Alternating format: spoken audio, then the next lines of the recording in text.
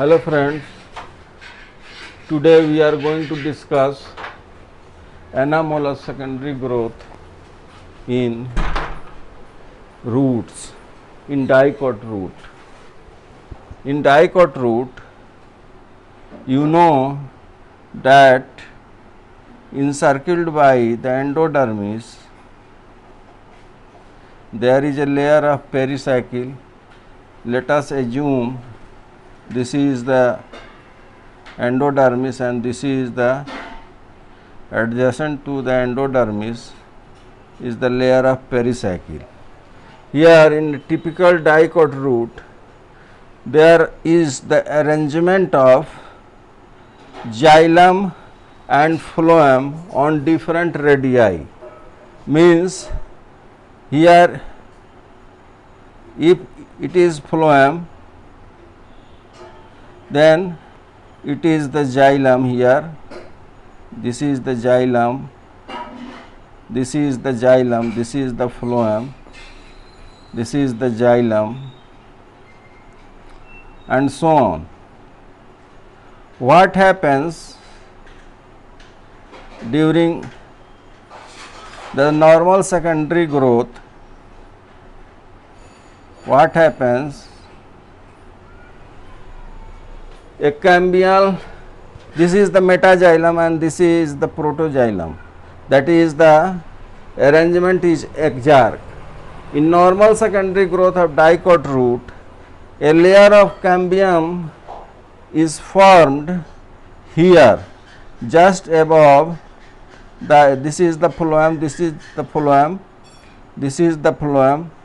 The phloem alternates the xylem and the cambium ring is formed here just above the phloem and beneath the protoxylem. Here is the protoxylem, this is the protoxylem.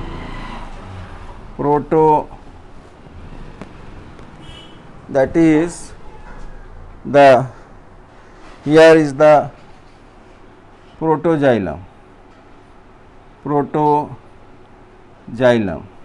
and here a cambium just beneath the protoxylem, above the phloem, just below the protoxylem, above the phloem, just below the protoxylem, here also above the phloem and just below the protoxylem here. So like this. So a ring of a wavy layer of cambium is produced and afterward it becomes circular. Due to meristematic activity it becomes circular and it start cutting xylem inward and phloem outward, and hence secondary tissues are formed. This is the normal secondary growth in the dicot root, but this is the anomalous type of secondary growth that is recorded in the typical dicot plant Beta vulgaris. This type of anomalous secondary growth is also found in Daucus carota, that is the typically that is commonly called as the gajar. So what happens here in the Beta vulgaris, the root portion is the of three part. The root portion is three part. First the roots, second the hypocotyle region, and third the upper region.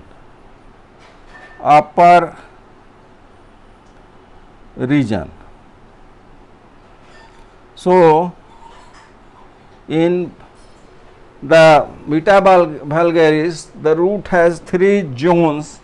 First is the lowermost, that is the root, just above that is the hypocotyle and upper region. The lower part is root, typical root, and above that you are familiar with the hypocotyle in radish, that is commonly known as muli. You have studied in the modified root that it is what type of fusiform, and in the fusiform root in radish there is the above part of the root is a tinge of greenish color, and that region is known as the hypocotyle, and afterward the leafy structures comes out. So that region is known as the hypocotyle, because at the time of the germination of the seed, it's the region just below the cotyle transformed into this region. So it is known as the hypocotyle. Here the three parts: root, hypocotyle, upper region. So first of all, write here that beet root consists of three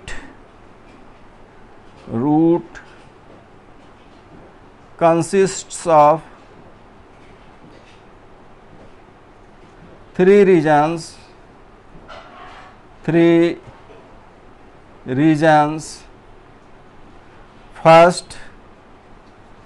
First is the root, second is hypocotyle,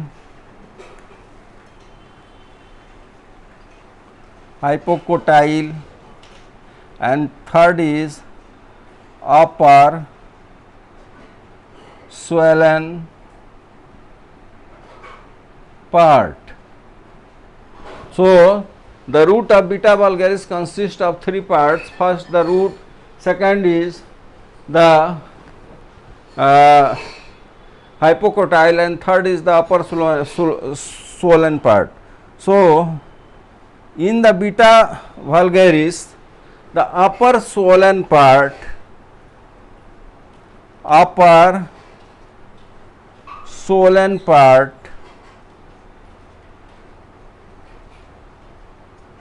shows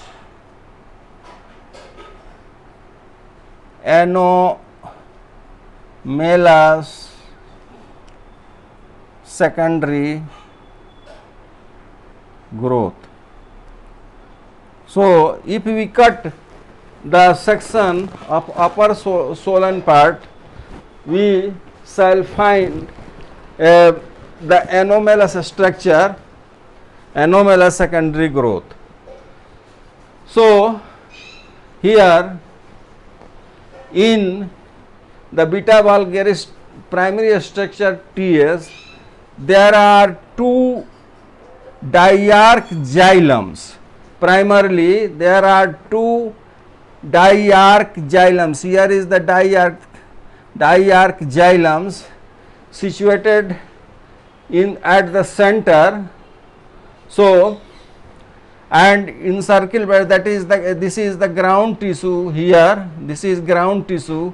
In the primary structure it is the ground tissue, and just at the center there lies two diarch xylem bundles.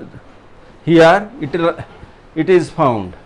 What happens during when the and the entire ground tissue is encircled by the pericycle? What happens during the secondary growth? The pericycle starts cutting the cells and it's become meristematic. The meristematic cells forms the ring like structure, and that ring like structure is known as the cambium. That cambium, that is the newly cut meristematic tissue of the pericycle, starts cutting newly vascular bundles, that is they are conjoined, and here the in these bundles metaxylem and protoxylems are found, and at the this meristematic tissue, that is the cambium, cuts phloem outward and xylem inward. So there are several vascular bundles cut by the cambium, and these newly cut vascular bundles lies in the ground tissue inside. So, and this cambium, which is formed by the pericycle, or also cuts the parenchymatous tissue in between the two vascular bundles, here and here and here, just in between the two vascular bundles. They start cutting the parenchymatous cells and it inward, and it also starts cutting parenchymatous cells outward. That is the character of the pericycle, newly cut cambium. So, in the next step, this ring of, that is the cambium ring, that is formed by the pericycle. Now the pericycle, due to secondary growth, it pushes upward, and in the second place, in the next place, it thus this activity is also repeated.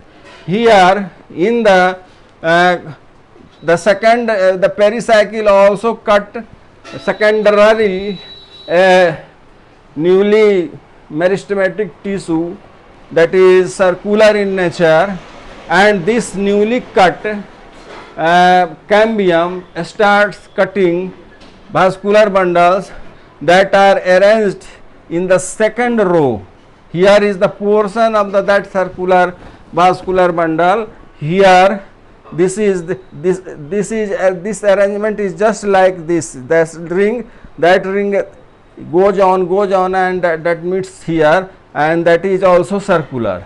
And the second cambium ring also cuts parenchymatous cells inward and outward, and thus it is repeated onward, and several rings of cambium is cut, and several rings of xylems are also made by this cambium, by the activity of this cambium, and these vascular bundles are arranged in a circular structure, one above the other, and so the ring like structure is formed inside the stem. And but here is the peculiarity, that the first ring of cambium and the parenchymatous tissue, that is broad in a structure, gradually becomes shorter and shorter. Just this is this ring is much in breadth, and this ring is just smaller in breadth than this, and above that this ring also smaller than this, and this ring also smaller than this. So this is the typical characteristics of anomalous secondary growth in Beta vulgaris. Now what happens, that after the secondary growth, one ring, thus it is repeated onward and onward. After the each secondary growth, there is the formation of cork cambium in the cortical region, and it starts cutting what is called the cork outside and secondary cortex inward, and this is repeated onward and onward, and after some times it becomes much the girth increases, and the outer part of the beta vulgaris, when we see after the secondary growth, several secondary growth, it looks like the black patches, and at somewhere there are the broken spaces, there are broken places, and the upper cork is broken in at several points. So this is the character of the anomalous secondary growth of beta vulgaris. Let us write here, the second is the upper swollen part shows anomalous secondary growth. The next point is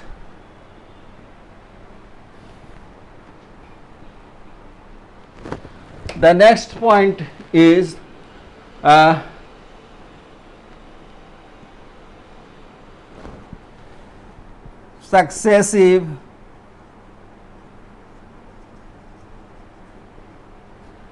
cambial rings are formed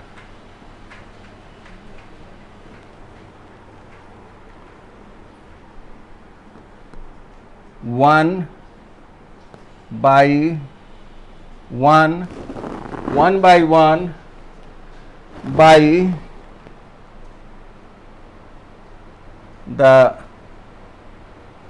proliferation of pericycle. So next is successive ring of cambium are formed by the activity multiplication of the pericycle. The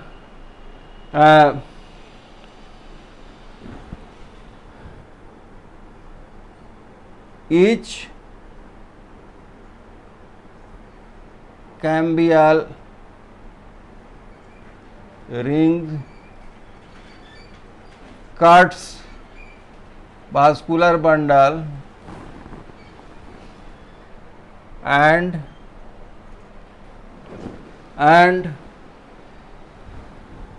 conjunctive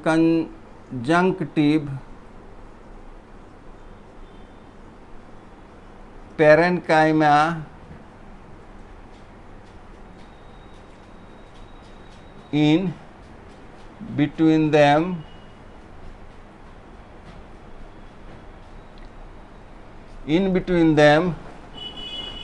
and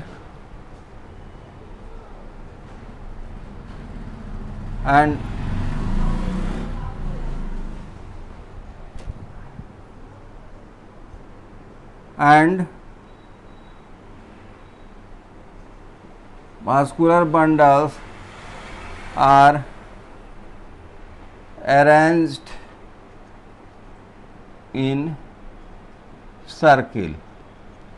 So that is successive cambium, repeatedly it is formed, successive ring of cambiums are formed, and each cambium rings start cutting vascular bundle which has phloem outward and xylem inward. That is the peculiar point here. In the secondary structure of this dicot plant, dicot root, the vascular bundle is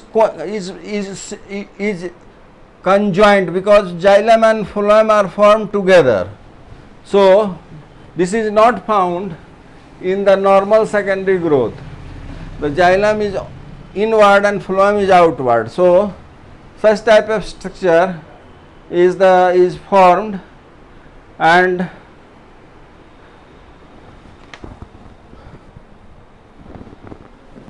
let us the next point is first, that is 5 point. First ring of compact secondary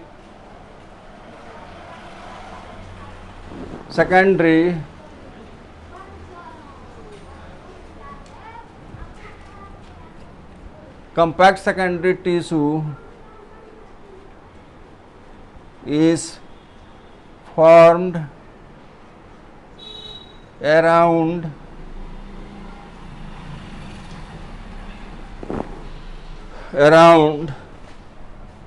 the diarch xylem bundle at the center. So the next point is the first ring. This is the first ring is formed, that is at the center. This is the diarch, means two arc of xylem, here one, here one. So this is formed around this. The next,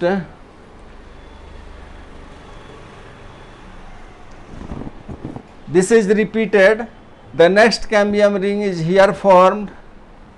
Now next cambial ring is formed, and it also starts cutting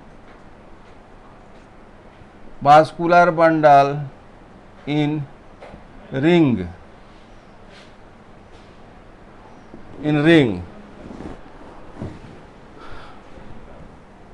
And parenchymatous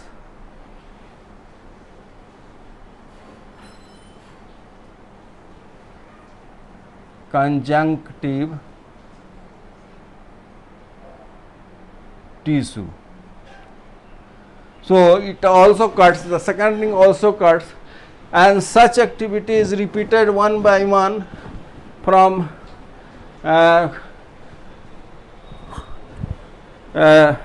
continuously, and the several rings are formed.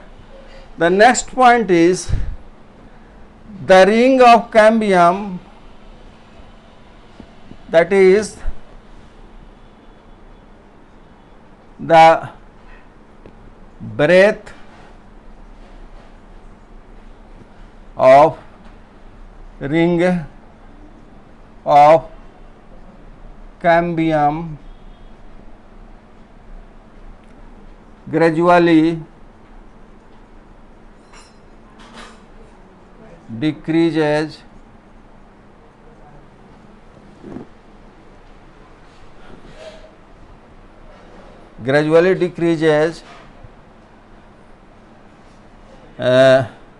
in secondary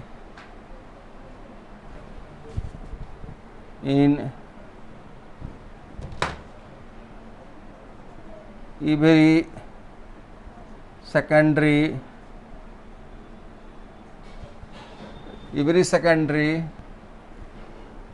growth. So in each secondary growth, the breadth of the ring of cambium gradually becomes shorter and shorter, and afterward a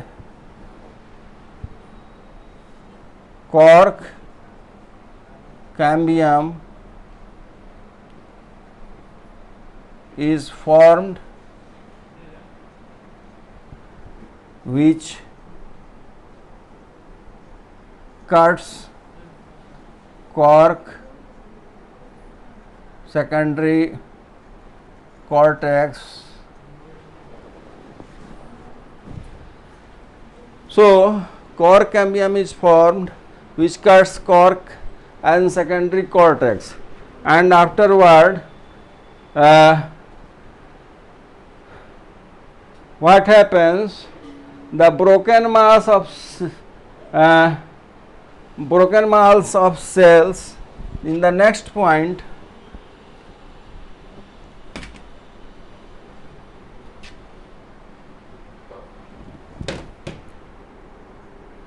the broken mass of cells cut by secondary growth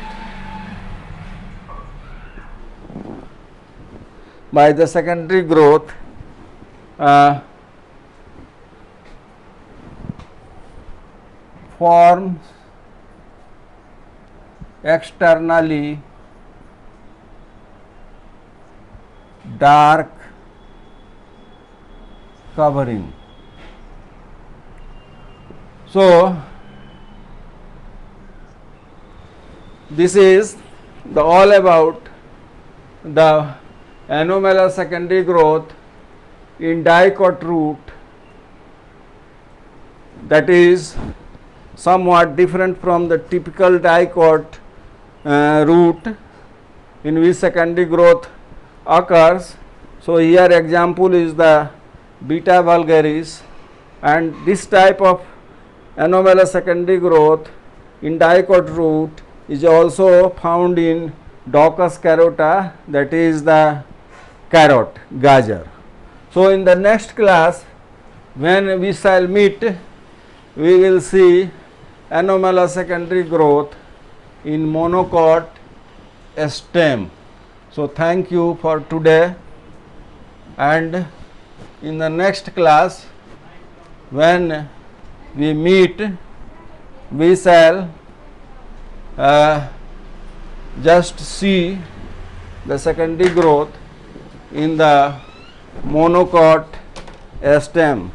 As you know that in the monocot stem or root there is no secondary growth because cambium is not found here. So, in the monocot stem and monocot root there is no secondary growth, the secondary growth does not occur, but here that is somewhat different in the some, there are some plants of monocots which also shows the secondary growth. So, the example is the Dracaena exceptionally. So, this type of secondary growth is also included in the abnormal type of secondary growth, because anything that is different from the normal function is termed abnormal. So, as there is no secondary growth in monocot stem and roots, and here in this plant, that is Dracaena, the secondary growth occurs. So, it is included in the abnormal type of secondary growth and hence anomalous type of secondary growth. So, we shall see in the next lecture. Thank you for today.